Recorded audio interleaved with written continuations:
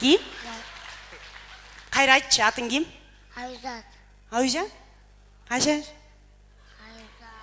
Қаншадасың? Үсті. Үстөсүң бө? Чоң ойгондо ким болосуң? Дичи. Дигүүчү болосуң, кол чаап койгуздарчы. Арузат дигүүчү болом дейт. Чоң ойгондо азыр сен ырдаганды билесиң бе? Ырдап бересиң? Алтылы қалчысаң оп, жылтып алтылымы жылтысаң уясын бақ, уясын қалдым мен садағаңы алтысы Колчаулар. қанчы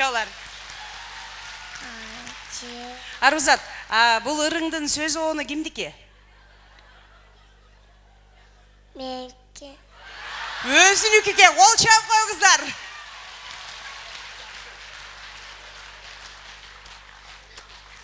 Канекей Арузатка бир дүркүрөң колчаулар. Кудай буйруса мынакей кыргыздын кымбат кызы болсун, сиздердин алкышыңыздар. Дүркүрөң колчаулар. Канекей Арузат, дагы бир ырдап бересиң бе? Кайсы ырды билесиң? Оозуңду ач, түкүрүп коюн.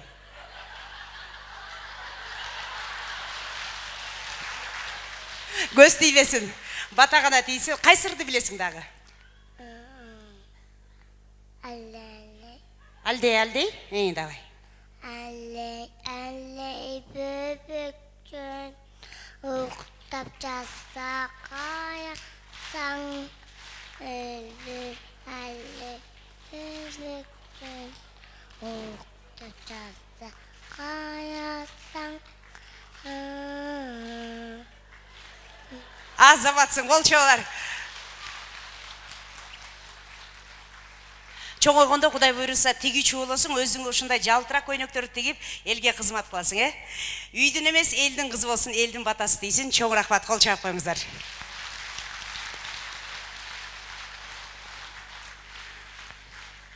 Сарышка, дарышка. Элдин кандай батасы таасир этет. Анда болсо келиңиздер, урматтуу туугандар, ушу арукебизге көз тийбесин, бардыгыңыздардын батаңыздар тийсин. Ар бир үйдө ушундай таланттар төрөлө берсин. Кыргыз эли негизи талантка бай келет. Эл ичи өнөр кенчи деп бекер айтылбаса керек. Анда болсо келиңиздер, урматтуу туугандар, азыр сахнага чыга турган сахна падышасы десек дагы жаңылышпайбыз. Бул агабыз менен ар бирибиз сыймыктанабыз. Кылымда бир эле төрөлө турган мырзалардын бири. Астыңыздарда мен сүйгөн, эл сыймыктанган оончу, жана ошондой эле актер, куудул, супер куудул. Астыңыздарда сахна падышасы Күмөндөр Абылов. Кол чалып эрмет алсаңыздар.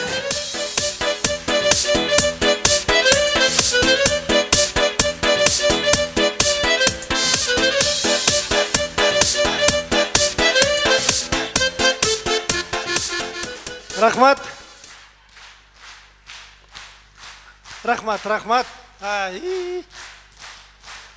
Сагынышкан окшойбуз, Чопулдатып эле бетимен өпкүлөп аткандай сезип атам. Рахмат, мен да сиздерди абдан сагындым. Мен да азыр ас болсоңор барып түшө эле бирден өп чыгат элем. Таң атып кетет го, таңдар. Саламатсыздарбы, урматтуу оштук туугандарым, кутмандуу көңүлдүү кушубак кечиңиздер менен. Сиздер менен көрүшүп турганыма абдан кубанычтамын, бактылуумун деп эсептейм өзүмдү. Бар болуңуздар, саламатсыздарбы дагы бир жолу. Рахмат. Мына азыр жаңы эле Назира карындашым айтып кетти, кыргыз эли талантка бай деп. Мен ушу талант жөнүндө, өнөр жөнүндө айткым келип турат. Негизи эле адам баласы жаралганда жараткан Кудай өзү айбандарды да жаратып, итин да, кушун да жаратып, анан адамды да жараткандан кийин анан жаш бөлүштүрүптүр. Бирине көп берсем азалганы таарынып калат. Көп бергени кубанып деле койбойт болуш керек. Андан көрө тең эле бөлөйүн деп чөнтөгүнөн калькуляторун алып чыгып бөлүп көрсө 40 жаш туш келет экен. Ошондо адамга дагы, айбанга дагы, итине да, кушуна дагы 40 жаштан туш келет экен. Ошондо эле биринчи эшек кыйкырып чыгат экен. Ырыкты бузуп. Андайда ырыкты бузбаса эшек болот беле. Кыйкырат экен, өзүм эшек болсом, күчүм адал болсо, сүтүм арам болсо, 40 жыл эшекче иштеп эмне кылам? 20 эле жыл жетет мага, кереги жок деп ыргытып экен. Ошондо эле адамдар ач көз экенбиз, барып эле баса калып турбуз. Сен албасаң мен алам деп. Адамдын жашы 60 болуп калат экен. Аңгыча ит чыгат экен. Өзүм ит болсом, жегеним алиги болсо, эшикке түнөсөм, кыштыр жайдыр, улуу буңшуп, кыңшылап, каңшылап, 40 жыл жүрмөк белем. 20 эле жыл бок жегеним жетишет, 20-сын жашабайм деп ада кыргытып ийиптир. Аны да адамдар алып алып, сен жебесең мен жеймин деп алып алып, адамдын жашы 80 болуп калат экен. Аңгыча маймыл чыгат экен. Өзүм маймыл болсом, мылжыңдап, кылжыңдап, же адамга окшобосом, же айбанга окшобосом, орто жолдо шылдың болуп 40 жыл жүрмөк белем. 20 эле жыл жетет деп адагы ыргытып ийген экен. Аны да адам алып адамдын жашы 100гө барып калат экен да. Анан дагы көптөр ыргыткан экен, аларды туурап. Жана карга кускундар бизден мурда илип кеткен окшойт анын баарынчы. Ошентип адам 100гө жашы чыккан себеби ушул экен. Ошондуктан айтылат экен, адам баласы 40ка чейин адамча жашай алат экенбиз. Как адамча жашап, адамча ойноп күлүп, адамча сайрандап, шапар тээп, адамча майрамдап, ар бир күнүбүз жыргал болуп, адамча өмүр сүрүп, адамча үйлөнүп, үй бүлө куруп, жаңылып калгандарыбыз кайра башынан эле адамчага дагы эле үйлөнүп, иши кылып, эч кандай проблема жок, адамча окуп, адамча билим алып, адамча аң сезимибиз өсүп жашай баштайт экенбиз. Анан 40тан кийин эшектин жашын жашоого туура келет экен. Алып алгандан кийин жашаш керек экен аны. Жашаганда дагы биз кандай эшекче жашайт экенбиз да. 40тан ары ушул үйдөгү милдет дагы мойнуңда, жумуштун баары, талаадагы милдеттин баары мойнуңда, мамлекеттик жумуш, коомдук жумуш, деги койчу, балдарыңды үйлөп, аял алып берип, кыздарыңды күйөөгө берип, себин берип, аталык энелик милдеттен кутулуп, жилигиң үзүлгөнчө башың менен жер касып, эшекче иштеп, эшектин жашын жашайт экенбиз. 60тан кийин иттин жашын жашоого туура келет экен. Күнүгө бир жериң ооруп, улам дарылансаң, улам бир жери башталып, күнүгө оорубаган жериң жок.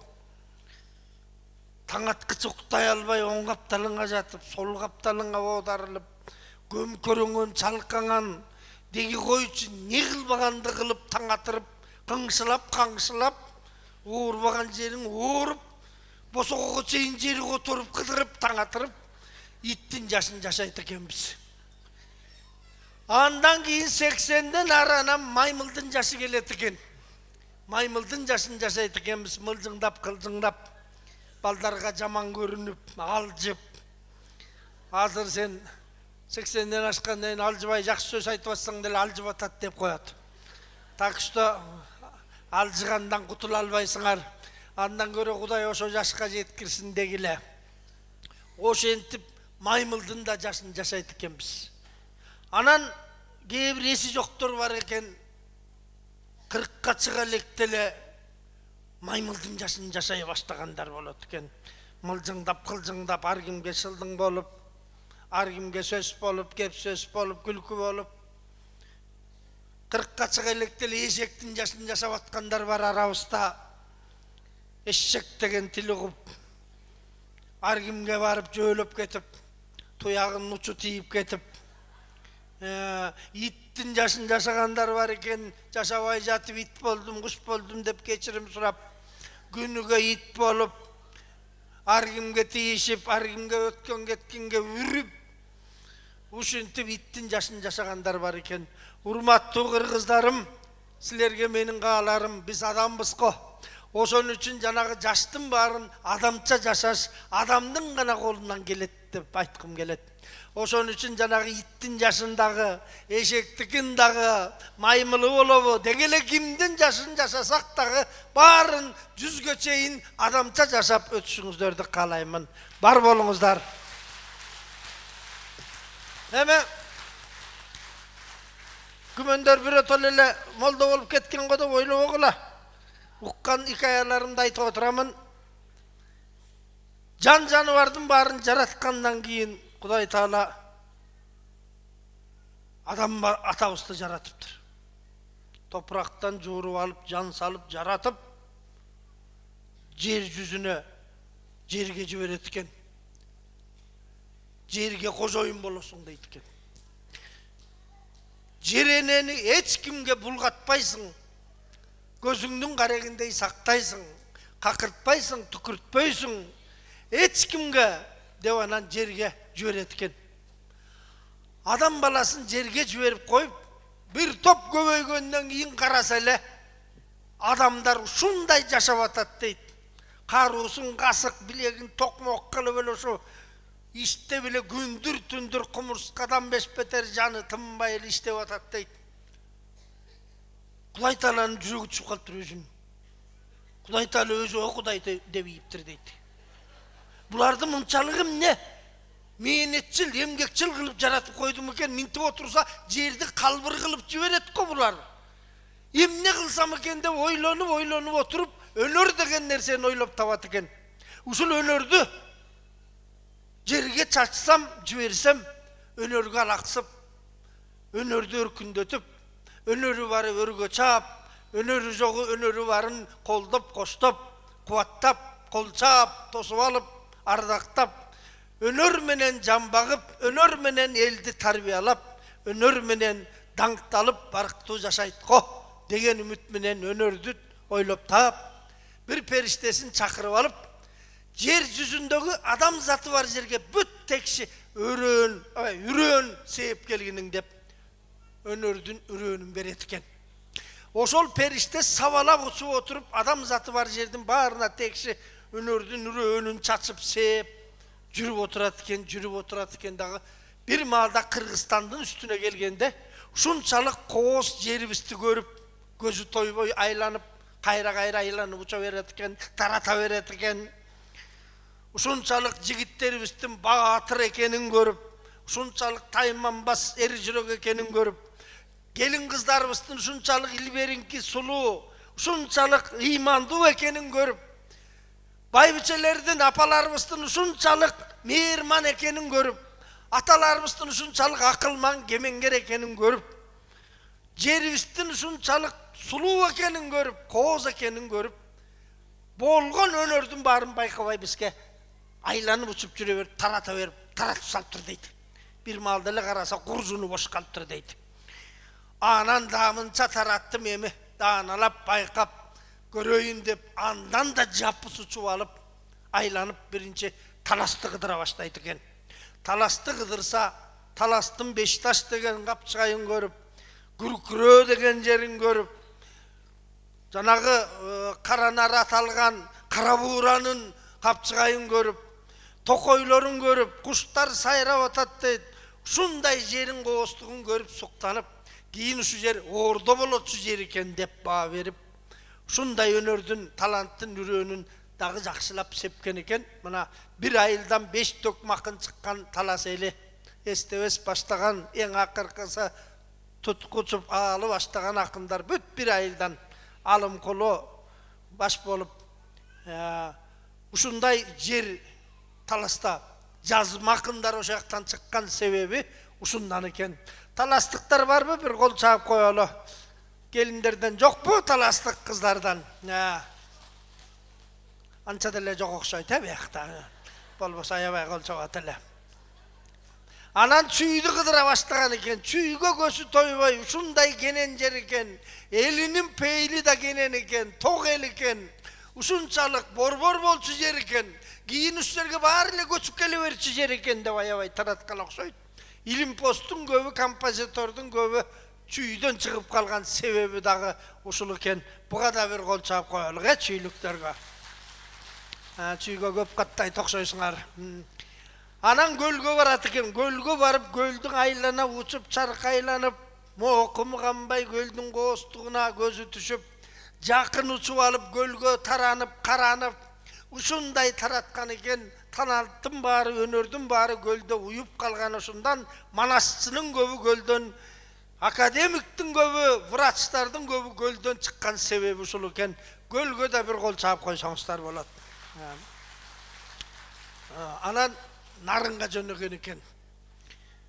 Мен туулган жака ушунчалык Теңир тоонун бийиктигин көрүп алып, көзү тойбой, үстүндөгү ак калпактай болгон мөңгүлөрүн көрүп, көзү уялып, ушундай жапыз учуп тараткан экен таланттын баарын, ушундай шараккан сууларын көрүп, ушундай мал жандуу, мал күндүктүү жер экен деп тараткан экен. Мына Арыстанбек Молдо Кылыч баш болгон, Тоголок Молдо баш болгон, Боогачы, Казыбек, Шералиевтер баш болгон, кийинкилерин айтпай эле коеюн, көп талант чыккан себеби да ушул экен. Нарынга кол чаппай койсоңор деле таарынбайм.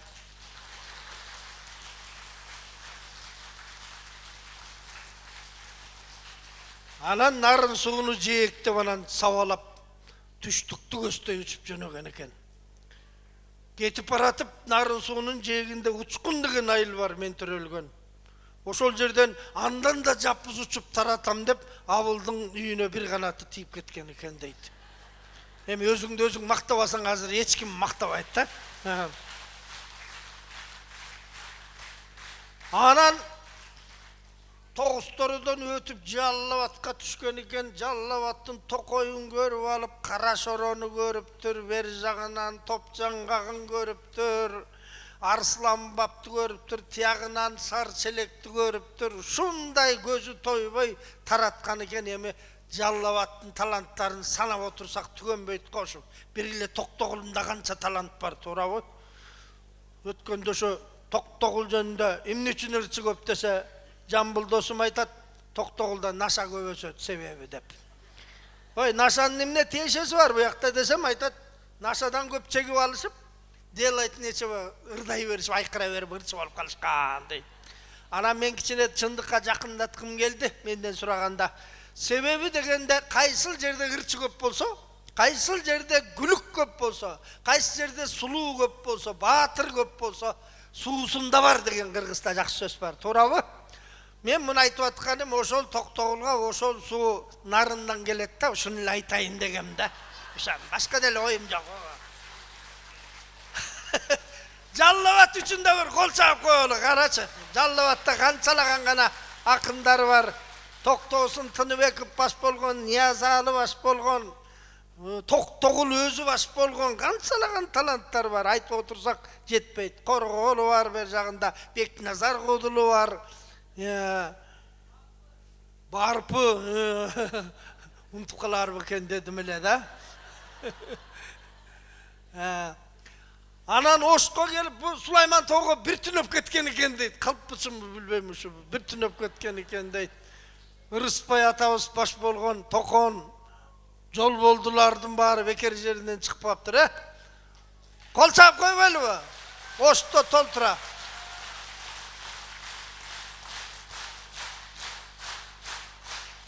Ой, билем, оштуксуңар, билем, бол. Анан Баткенди көздөй сабалап учуп жөнөгөн экен. Баткенге барып өткөндө концерт койсок, кол чаппайт. Милтиреп эле отурушат. Ай, угуп атасыңарбы десем, ооба дейт. Көрсө көп кыймылдамайын түшүнбөйт экен. Биздин говорго, биздин диалектке көнбөгөн мындыктөнбү. Аякта башкача күлөт экен, илгери бир Аскар Суранов деген акебиз айтып берди эле ушу. Чал менен кемпир Москвада жүрөт экен да. Москвада жүрүп Кремльге кирип, алиге Кремльден 5 тиын бербей, бекер өтүп кетебиз деп өтүп баратса, автомат тарс этип Çaldым bir putunu kesip kettiler deydi. Kempir ayğa kıyqırıp atat deydi. Ay öldü. Çalımdın bir putunu kesip ketti dep kıyqırıp atsa çalı. Kuday sakladı, kempir kuday sakladı dep aytat deydi. Kuday kanday saklaydı, bir putunu kesip kettik o dese. Pul başka putum değildi de. Alsıqanday Janağı perişte savalap uçup oturup batken yerine vargan eken, Aygül degen güldü görüp alıp, elde жоқ, jerde жоқ gül eken de şunday taң kalıp, jerinin qoğustuğuna görüp, ilegilekterdi görüp, ilegilekter bayırlagan jer turbayı, adam emes kuş bayırlagan jer eken de bana şunday talantlı sepken eken, Apas Jayın Akıp, Babır Apşan Turgunbay, Habibilla Azret Kulup degender, Salamat Sadıkova Turgunbay Sadıkıp degen bari, Joldoşbek Mamazant'tan bari, mına Temir Vakayüs ötkönde ötüp ketti artık hayırlı olsun. Usulun bari, osol jaktan çıkıp kalgan sebebi, usulurken, kol çağıp koyuңuzдар. Bunun barını aytıp jatkanım, azır Kırgız elinde, bir dağı 4 kuplet ır bilbegen, 4 savırdı koşup ırdabagan, bir dağı el жоқ düynöde. Şunu menen men maktangım gelet. Düynödөгү eң жакшы elbis, birok meni ökündürgön nerse, özübüzdü şunçalık jaman göröbüz. Özübüzdü kийинки убакта жерден alıp görgө koyobuz, görдөн alıp жерге koyobuz. Emni üçün mındayбыз men takır taң kalamında. Jaman iştin barını özübüzgө şıltayбыз. Oy Kırgız oңolбойбуз deybiz. Birdeme olsa la Kırgızça bolup kalıptır deybiz. Zakonsuz bolsa dele Kırgızça bolup kalıptır deybiz. Ala kaçıp üylönüp alsa dele Kırgızça alıptır deybiz. Sotko berbey uruşkandar jaraşsa dele Kırgızça bütüşüptür deybiz. Jada kalsa dastorkondun üstü jaman jasalsa dağı Kırgızça jasabay normalniy kılçı deyip turabız. Emni üçün eldin barından jaman elbis dep aytkım kelet. Gerek bolsa eldin barından aşık artık el bolup atpayбыз, aylanayınдар degim kelet. Bugünkü şu konsertteki menin negizgi ayta turgan satiramdın formatı şol özübüzdü maktaylıçı degim kelet. Bar bolуңуздар, urmattуу Kırgızlar. Bizden aşkan dünyada başkasını aytpayın. Meymandos bir dağı el жоқ. Mına şundan ne bileli? Aş toyuna düşmanın da çakırgan biriyle Kırgız degen Aykөл el var eken. Oşol mına biz. Kökötöydün aşına Kırgız elin kıyratkan birin erenge, birin terenge, birin urumga, birin Altayga, birin Kangayga aydagan Alokenin balası Koңurbaydı baş kılıp konoko çakırgan, Joloydu töş kılıp, Neskaranı göz kılıp çakırgan bir gana Kırgızdaken. Mınday bir da elde жоқ eken. Bir da eldin eposunda bolubu, jomoğunda dağı, ulamışında dağı жоқ eken mınday düşmanın aş toyuna çakırgan. Kırgız gana çakırgan eken. Özümüz jebeybiz. Azır dele emesmiz andan, peylimiz.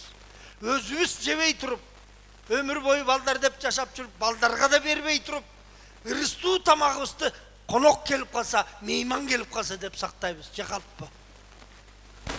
Мен бала кезде үйгө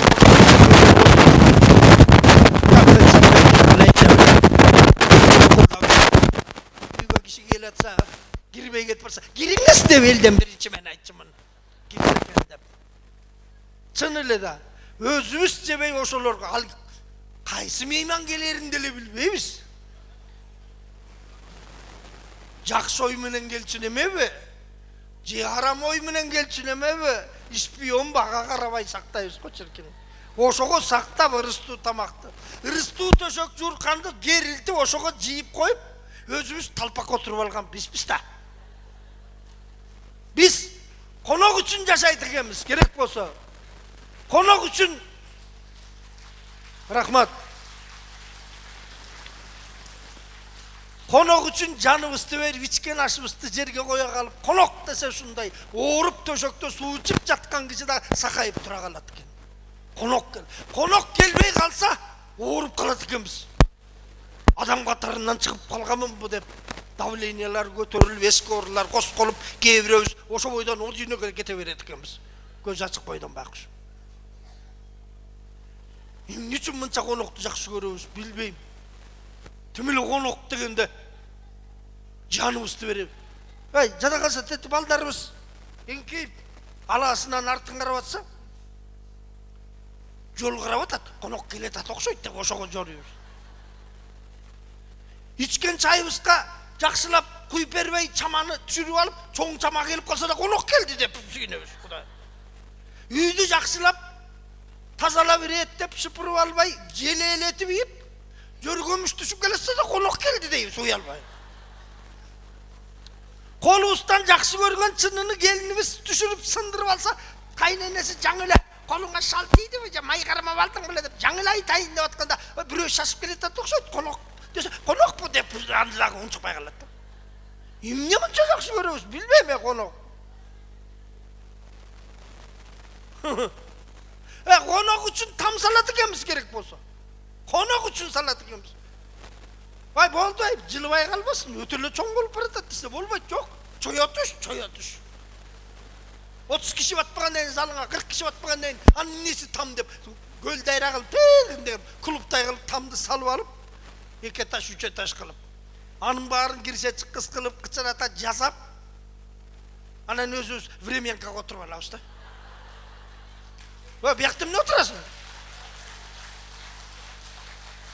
Бияқтым не отырасың десе, бізге болады, жетет, болады. Мен құдар болды, аннемне салдың, не тұратың, музей бе, қачан атсасың, қонақ кел сатсам дейді, қонақ кел сатсам. Қонақ үшін жасаймыз. Жанағы жүк тақыр бұзылбайды. Қонақ келмейін. Талпақ отырғаннан. Қоқыс біреу жөйлеп кетіп, құланып кетсе, ой, қыздардан біреу кетіп, құдай бергені қалған ғой, қыздардан біреу кеткені қалған ғой деп, аны да қонаққа жорып жібереміз. Мен көбілел көрдім, мейман дос өзінен ашмайын бермейді екен. Ашса да бермейді кейбірел, ертең жейім деп қатып қойды. Берсе де жөн бермейді, сұрап береді, хочешь деп. Уялғаныңан не хочу деп қоясың. Десе, очень вкусно деп жеп отырады, майтын оң. Өз төрге отырып алған сен, босаға отырғызып қойды. Андандағы мейманшыл болып кеткенде күйесің. Қаласаң біздікіне жатып кет, пожалуйста, жатып кет. Ваннаға төшек салып берем дегенде өлесің. Мен ваннаға жатшың керек екен да, бүктеліп. Біз жанағы тамдың барын бошатып беріп, генен ұқтасын, қысылбай, тартынбай, демалсын деп, қошына қолоңдықыны барып жатып келеміз қо. Аяққа да жатып албай, таң атпай келіп, байқұс қорозды қиқыртпай, ұясына қамап, ұйды мөретпей қошынаны қынабайлап, итті ағытып еп бар кет деп ташымнан қойғылап. Ары бері оқуға кетіп бартқан балдарды ақырын мейман мұқтасын деп сақ-сақтап қайтарып тұрамыз. Мына қонақ тосады. Болған қойымызды сойып, ұстықанын бүт тартып, оғызынан қытша жедіріп, ашқанын пакетке орып, ұнтып қалса арқасынан қуалап, үйіне шейін алып барып жеткіріп беріп. Жата қонақ болса, жана жуырқанның бары салынады. Жанағын бары қой десе олбай үсті-үстіне қалыңдап, тісеге чейін секіріп шығып, секіріп түшме қылып, төшек салып, жастықтың барын үсті-үстіне қойып, болды десе олбай, бақыш қонақ отырып алып ұқтап қалады қой. Үстіне жуырқанның барын қимылдай албай қалғытша жап, жатар аяқ, тірпетер аяқ, бұтсерпер аяқ деп, қайра-қайра беріп төшектен жатқысып, ертең менен шырпетер аяқ менен ойға отып, кетер аяқ, ұзатар аяқ, аттанар аяқ, қоштошор аяқ, бұт киер аяқ, көчкөтебер аяғы да бар. Анам белге чейін ұзатып алып барып, қайра-қайра құшақтасып, айқалышып, құшақтасып, ийлап, көз жасылап, құлам жүзден алып, анан қоштосып, қараны көрінмей қалғанша қарап тұрады, қайра келіп қалабы дегенсіп. Жолдан бір машина келетсе, баратамы деп сұрайды. Ова десе, деп анан кетішеді. Сонда да қапалуы кетішеді. Мына қырғыз қонақты мына ұшындай тозады. Анан ұшыл қырғыз қайсыл елден жаман деп айтқан келеді. Мына байқы, бізде 3 жолы көчмендер ойыны oldu. интернетте деле каякта болсо суроо берсе корреспонденттер, журналисттерге жооп бергендер, чет мамлекеттин элдери баарынан дагы бекерли тамак бере берет экен деп таң калышат. Башка азыр олимпиада болгон жерлер бар, бай мамлекеттер бар. Барып көрсөң 100 грамм сууну бекер бербейт. Бизде байкуш кыргыздарга рахмат ошолорго. Өзүбүздү жакшы көрсөтөлү дегени да байкуштар. Өзүбүздү учурашып жаксыңар деп өткөзүп эле иностранец көрсө эле киргизе калып эле тамагын бекер бере беришиптир да байкуштар. Ошолорго рахмат. Мына конок келетат дегенде кыргыздын кылары ушул. Бүтпөй аткан жолду дагы жалпылап айылдын эли кошулуп бүткөрүп ийишиптир. Мына коноктун бизге эң пайдасы биздин пейибиздин кеңдиги мына ушул. Анан эми бардык жерден жакшыбыз, эмне үчүн жашообуз жаман дегенде бир гана суроо, бир гана жооп жалкообуз деп айткым келет. Себеби дүйнөдө бизден өткөн жалкоо жок. Жаман жагыбыз ушу да. Жатканды жаман жакшы көрөбүз да, жата эле беребиз. Кыялдансак деле жаткандай кыялданабыз. Мен неле атасың? Быйыл кандай планың бар? Быйыл бир жайлоого кээ байлап бир жатпасам бакан. Тамсанып аткан кишиден деле сурасаң, акыбал сурасаң, бүтпөй койбата, шуну бүтсөм бир жатат эле бакан. Курортко бар жаткырыш керек дегендер. Бир эс алып келиш деп айтпайт, жатып дейт да, жатпайт десе болбойт. Ырдаса да жатканды айтып коет. Ошонун үй жонунда дейт. Азыгын болуп колуңда азыкты унутпайт бачы. Жайылган койго көрсөң, жабын баштап жатсаң, сонун анда да жатат да. Жатып алып ойлонот, жатып алып план түзөт да. Жатып алып сүйлөшөт. Сусундук сураса да жатып алып сурайт. Антек отура калып ичпейт, анда чыккандай калып ичпейт.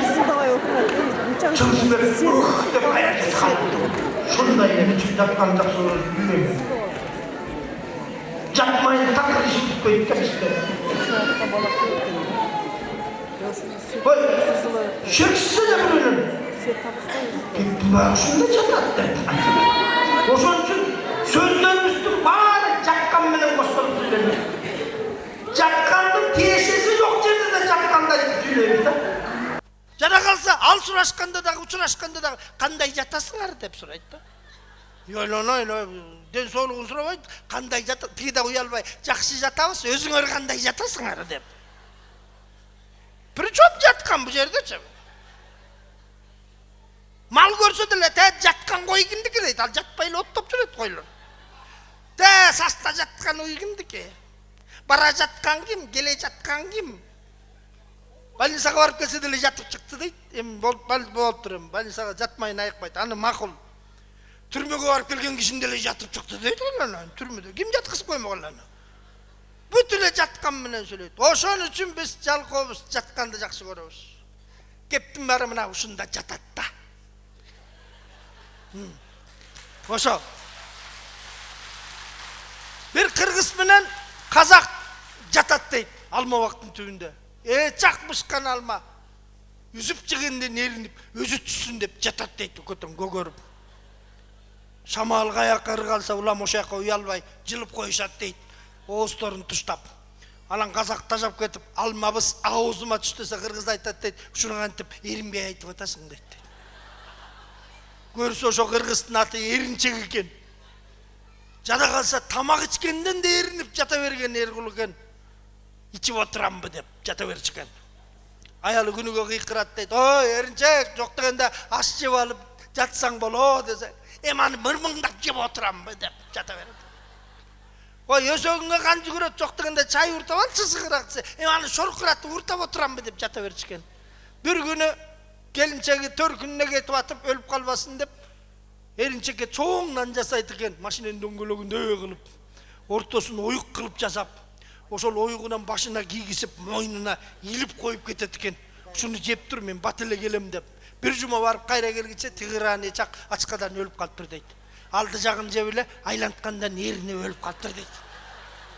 Мына кыргыздын жалкоолугу. Барыңыздарга ушу жалкоолуктан арылып, өзүбүздү өзүбүз барктап, ынтымактуу болуп, Кыргыз элинин, ата бабанын атын булгабай, кыргыз, нукура кыргыз болуп жашайлы. Бari болуңуздар. Рахмат. Рахмат. Кыргыз Республикасынын эмгек сиңген артисти Күмөндөр Абылов. Болды.